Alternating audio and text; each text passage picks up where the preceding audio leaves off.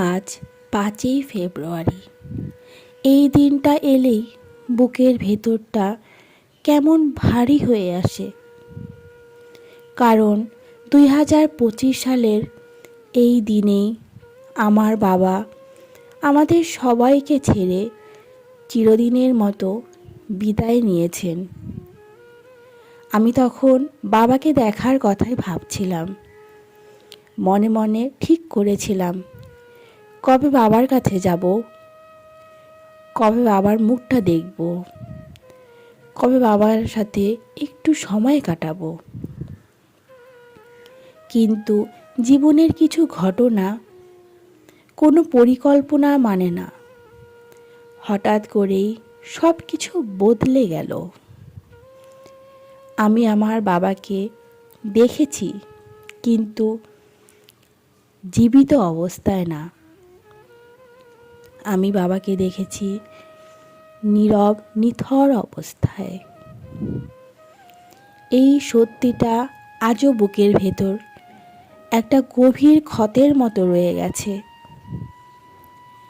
যে বাবার সাথে আরও কথা বলার কথা ছিল, আরও কিছু বলা বাকি ছিল, সেই সব কথাই না বলা থেকে গেল। আমি বাবাকে জীবিত অবস্থায় শেষবার দেখতে পাইনি। এই কষ্টটা এমন, যেটা কাউকে বোঝানো যায় না। শুধু যার বুকের ভেতর আছে সেই জানে ওর ওজনটা কতটা। বাবা, তোমার মুখটা আজও চোখের সামনে ভাসে, তোমার কণ্ঠটা আজও কানে বাজে। অনেক সময় মনে হয়, এই বুঝি তুমি ডাকলে। একটা বছর কেটে গেছে বাবা। দেখতে দেখতে কেমন করে বাবাকে ছাড়া দিনগুলো পার হয়ে গেল।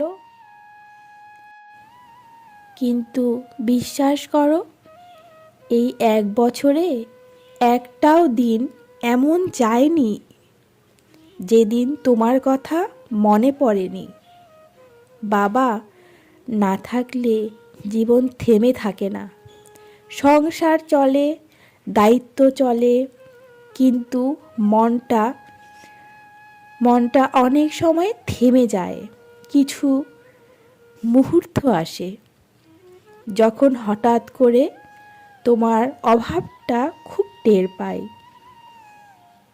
কিছু কথা বলতে গিয়ে মনে হয়, ইস, বাবাকে বললে ভালো হতো। কিছু সিদ্ধান্ত নিতে গিয়ে মনে হয়, ইস, বাবার পরামর্শটা থাকলে। বাবা, তুমি শুধু একজন মানুষ ছিলে না, তুমি ছিলে ভরসা, ছিলে ছায়া, ছিলে নীরব শক্তি। আজ তোমার প্রথম মৃত্যুবার্ষিকীতে এই ভিডিওটা শুধু কান্নার নয়, এটা ভালোবাসার, কৃতজ্ঞতার, আর সেই না বলা কথাগুলোর, যেগুলো আজও বুকের ভেতর জমে আছে। আমি জানি বাবা, তুমি কোথাও না কোথাও আছো। হয়তো চোখে দেখা যায় না, কিন্তু অনুভবে তুমি আছো।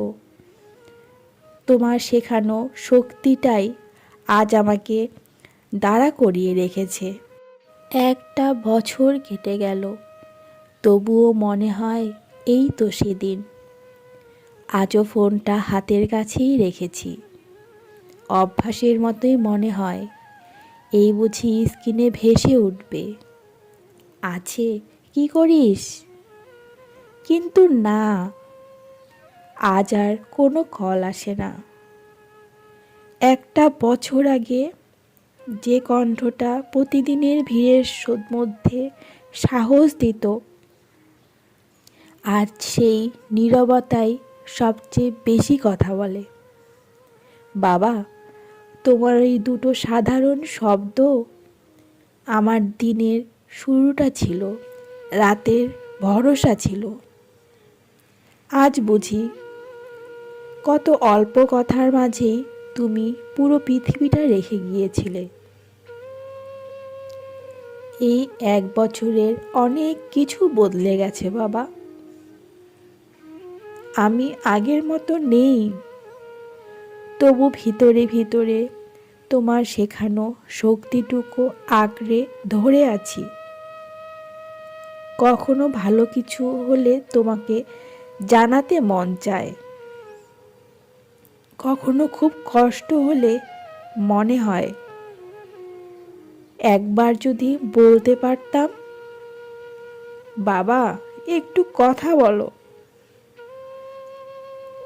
আজ শুধু একটা কথাই মনে বারবার বাজে। ফোন আসেনি, কিন্তু তোমার ভালোবাসা কোথাও কমে যায়নি। তার রয়ে গেছে আমার নিঃশ্বাসে, আমার সাহসে, আমার নীরব চোখের জলে। বাবা তুমি নেই, কিন্তু তুমি হারিয়ে যাওনি। আমার প্রতিদিনেই তুমি আছো।